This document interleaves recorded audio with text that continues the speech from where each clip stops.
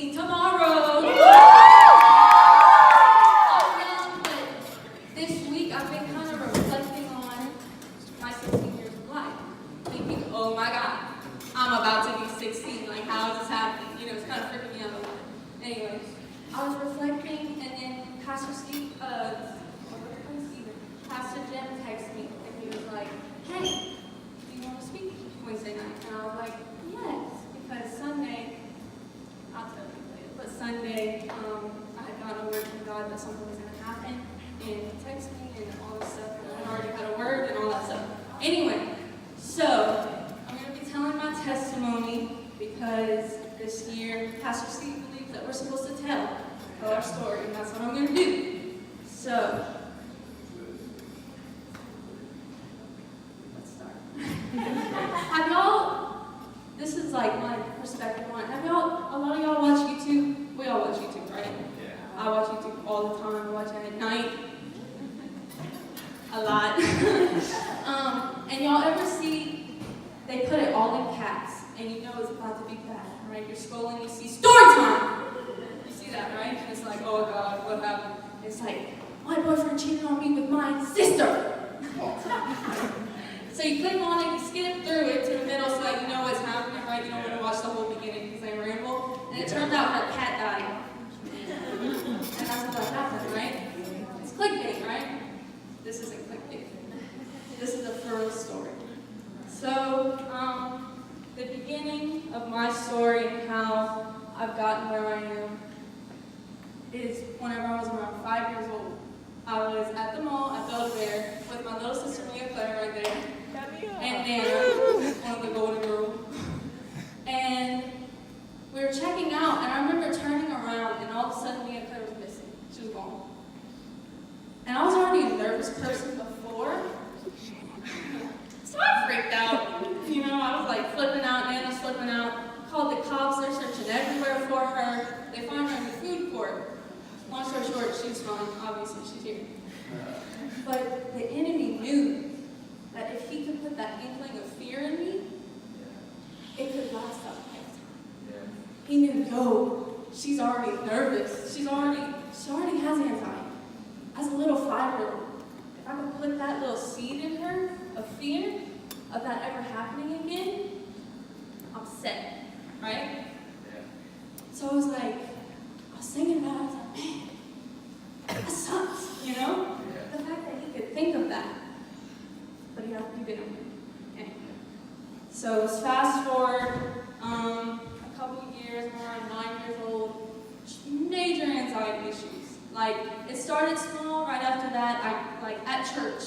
I'd be at church and I'd just be sitting there and I had to see all my family members, or else I'd flip out. I'd be like, oh my God, where's Mia Claire? Where's Trinity? Where's Sean? Like, flip out, and they're like sitting right now, you know? So I get so nervous and so fearful to the point where I just couldn't breathe. And that's how bad it was. You know, it was terrible. I was fearful all the time. I got to a point where I was depressed. I wanted to just stay home. I didn't want anybody leaving home. I didn't want to go anywhere. I wanted to sit on my couch, and I wanted to reflect on myself and on my mind and think of every single little fearful thing that could go on. Every time we go shopping or anything that they force me to do, I literally think of every scenario. I'd be like, she can go missing right now. That guy, you can have a gun, keep going, you know, like dead, right? I thought of every scenario all the time, and it sucked. It got really bad, long story short, and I wish someone would have told me what my Nana told me. One night I was sitting on my couch, and I remember just sitting there and I was thinking, I was like, in my own world of just fear, anxiety, sitting there. And Nana comes up to me and she sat down. It was probably like 10 o'clock in my living room. She looked at me and she said, Addy, she said, if you don't come to face it and tell God that you need Him, He's never going to be able to help you. said, what you don't understand is that the devil can't see inside of you. He can only see what you let him see. She said, he's literally just sitting there shooting arrows inside your head. But he can't see the target. And he thinks if he can shoot it on that right spot, perfect, booyah, next level, right? And so I sat, and I looked at her, and I had never thought of that. No one ever told me that. From the age 5 to 11 years old, nobody ever told me that I had control over what was happening inside of me. I was at the point where I did not want help, I didn't want God, I wanted me, myself, and I basically wanted to die. Right? I didn't want anybody. Even if God could help me, I didn't want myself. I was like, if someone's gonna win this fight, it's gonna be me. And that's a prideful attitude. And I wasn't gonna win. So the night that she sat by me and she finally got real with me and she told me that, she went home, I sat in my bed, I said, Lord, I said, I need you. I can't do it by myself. I put my boastful self away and said, I can't do it. I can't do it by myself. And as soon as I did that, it's like the Lord just took down every brick that I put up to try to protect myself, and he built a fortress around me. And it's almost like I could physically see it. I was like, oh my gosh. I was like, I have been missing out this whole time. Instantly, in a heartbeat, every single thought of fear or depression or anxiety was gone. So I sat in my room, thank the Lord. And the thing is, just because I won that fight, I knew that it wasn't over. Because the devil's still going to try to mess with you. He's always there taunting you, messing with you, giving you temptation, giving you anxiety, giving you thoughts of depression, suicide, all these things. All the time. He's relentless. Trust me. Fast forward, I'm about 13, right? Everything's great. I've been doing great. Finally told the Lord, I lay my pride down. I'm done. I need you. I put my trust in you. I can't do this by myself anymore. All of a sudden, I start getting a lot more self-conscious than usual. I look in the mirror and I'm like, I'm not so sure about this girl. She's kind of ugly, you know? And so, the problem with me is, I don't know about y'all, I let stuff manifest until it gets real bad. And then I'm like, oh my gosh, it got this bad, I gotta fix this, you know? I sat for days looking in the mirror, not even looking in the mirror, looking at myself in my head, and I'm like, oh my gosh, I need help, like she was so bad, like she ugly.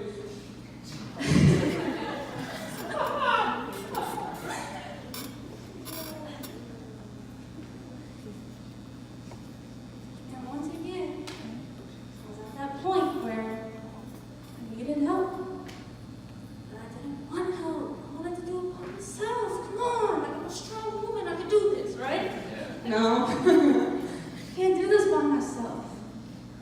It got to the point where I wanted to be anybody but me. I was like, Lord, why did you give me me? Ugh, I had to use this little, you know? And I remember I was at camp and I was at the altar. I was at the altar and all of a sudden this just weight flowed out of me.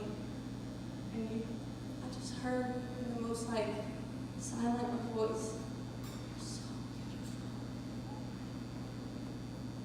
You are so, I love you, you're so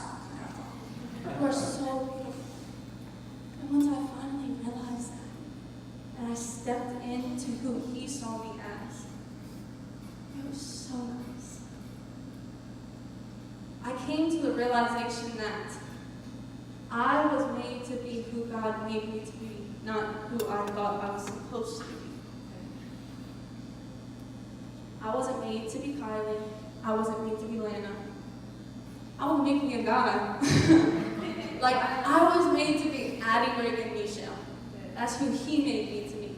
And once I finally came to that conclusion and he put that mindset in me, so free.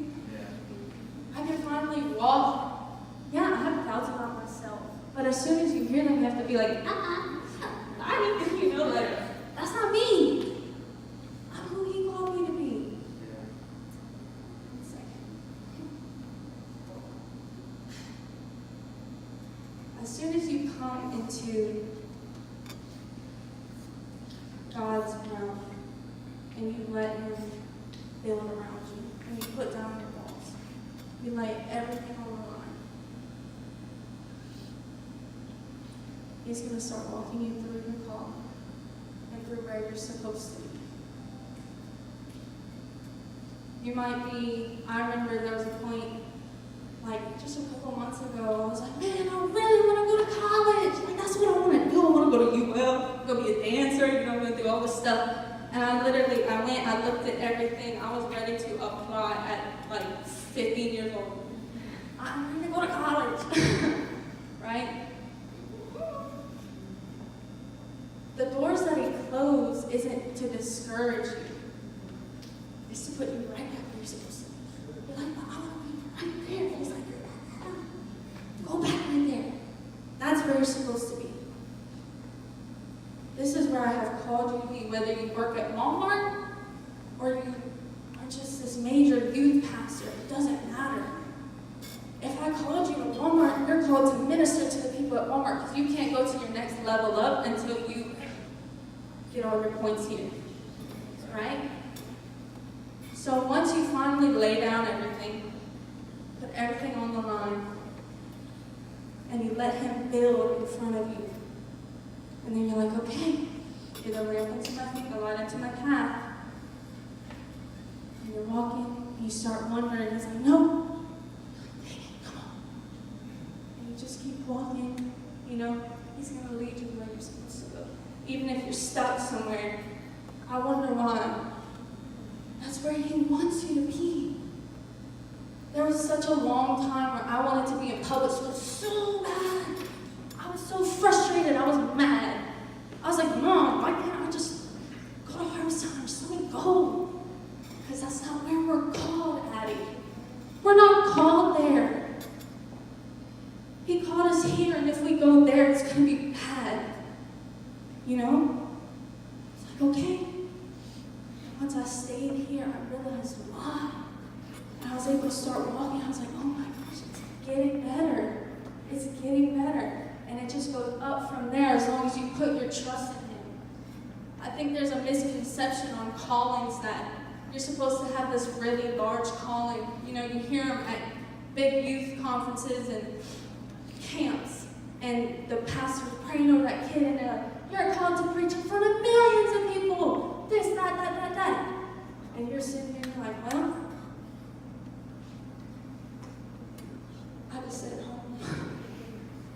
You're called to minister to your family. It doesn't matter. We all have a role to play in your calling. I don't care if I don't care. Like, I don't care if you're homeschooled like me and you're literally home all day with children. I don't give a hallelujah. I don't care if you're all the way in South Africa ministering to millions of children. This is your calling.